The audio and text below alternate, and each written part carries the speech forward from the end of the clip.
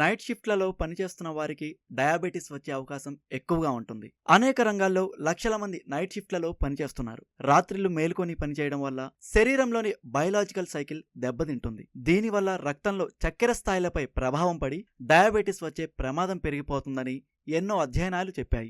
మన శరీరం పగలు చురుకుగా పనిచేసి రాత్రి విశ్రాంతి తీసుకునేందుకు సిద్ధంగా ఉంటుంది. కానీ రాత్రులు మేల్కొని ఉండడం వల్ల హార్మోన్ల సమతుల్యత మారిపోతుంది. ముఖ్యంగా ఇన్సులిన్ పనితీరు దెబ్బతింటుంది.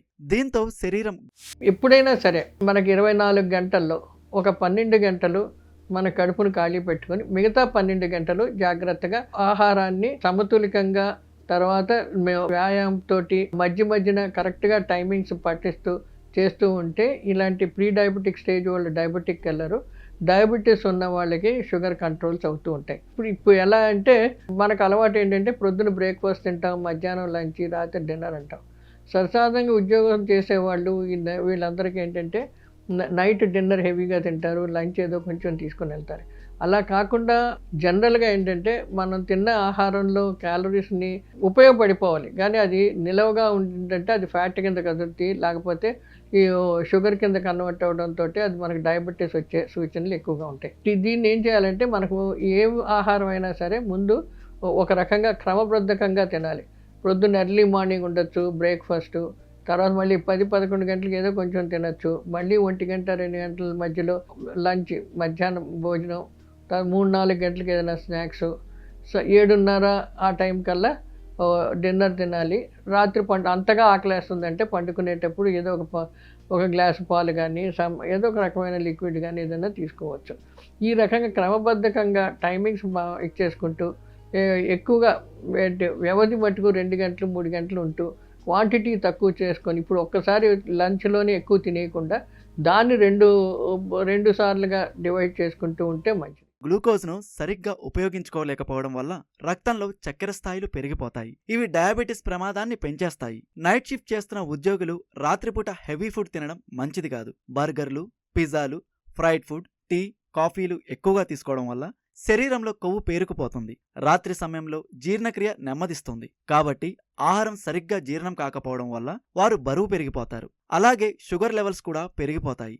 అందుకే వైద్య నిపుణులు డే టైం ఈటింగ్ పై దృష్టి పెట్టాలని చెబుతున్నారు. డే టైం ఈటింగ్ అంటే ప్రధానమైన భోజనాన్ని పగటి సమయంలోనే తీసుకోవాలి. నైట్ షిఫ్ట్లో పనిచేసేవారు కూడా ఉదయం, మధ్యాహ్నం భోజన సమయానికి లేచి తిని మళ్లీ నిద్రపోవడం మంచిది. రాత్రి డ్యూటీ సమయంలో తేలికపాటి ఆహారం, పండ్లు, నట్స్, సూపులు, సలాడ్స్ తీసుకుంటే సరిపోతుంది. అలాగే ప్రతిరోజు 6 నుంచి 7 గంటల పాటు ఖచ్చితంగా నిద్రపోవాలి. కుటుంబ చరిత్రలో డయాబెటీస్ ఉన్నవారు మరింత జాగ్రత్తగా ఉండాల్సిన అవసరం ఉంది. ఒక సమతులిత ఆహారం ప్రతి వాళ్ళకి ఉండాలి. అది ఎలాగంటే గింజ ధాన్యాలు మహా ఉంటే 300 గ్రాములు, రోజంతటికి సరిపడగా 300 గ్రాములు ఉండాలి. తర్వాత ఆకుకూరలు 100 గ్రాములు, పళ్ళు, ఇతర కూరగాయలు కలిపి 150-200 గ్రాములు ఉండాలి. షుగర్ పేషెంట్స్కి ఏంటంటే 300 గ్రాములని ఇంకా బాగా తగ్గించవలసి వస్తుంది. ఎందుకంటే అందులోంచి చాలా ఎక్కువ క్యాలరీస్ వస్తాయి. అన్ని కార్బోహైడ్రేట్స్ అంటే పిండి పదార్థాలు కాబట్టి వాటిల్లో క్యాలరీస్ రాకుండా ఎక్సర్సైజ్ తక్కువ ఉన్నప్పుడు దాన్ని తగ్గించుకొని పెట్టుకుంటే షుగర్ పేషెంట్స్కి ఏ రకమైన ప్రాబ్లమ్స్ ఉండవు. వాళ్ళు నైట్ షిఫ్ట్స్ చేసినప్పటికీ ఇది జాగ్రత్తగా మేనేజ్ చేసుకుంటూ ఉండాలి.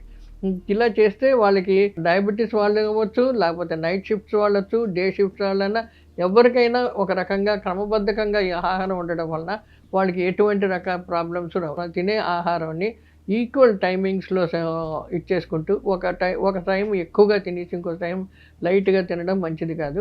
ఒకటే క్వాంటిటీ క్రమబద్ధకంగా ఈ టైమింగ్స్ జాగ్రత్తగా పెడుతూ జాగ్రత్తగా క్యాలరీస్ డిస్ట్రిబ్యూట్ చేసుకుంటూ ఉంటే ఇటు ప్రీ డయాబెటిక్స్ వాళ్ళకేంటి, డయాబెటీస్ వాళ్ళకేంటి చాలా మటుకు ఉపయోగపడుతూ ఉంటుంది. ఇలా సేమ్ ఇదే విధంగా నైట్ షిఫ్ట్ వాళ్ళకి కూడా ఇదే క్రమబద్ధకంగా చేసుకుంటూ ఉంటే వాళ్ళకు కూడాను ఏ రకమైన వ్యాధులు రావు, అనుబంధ వ్యాధులు కూడా రావు.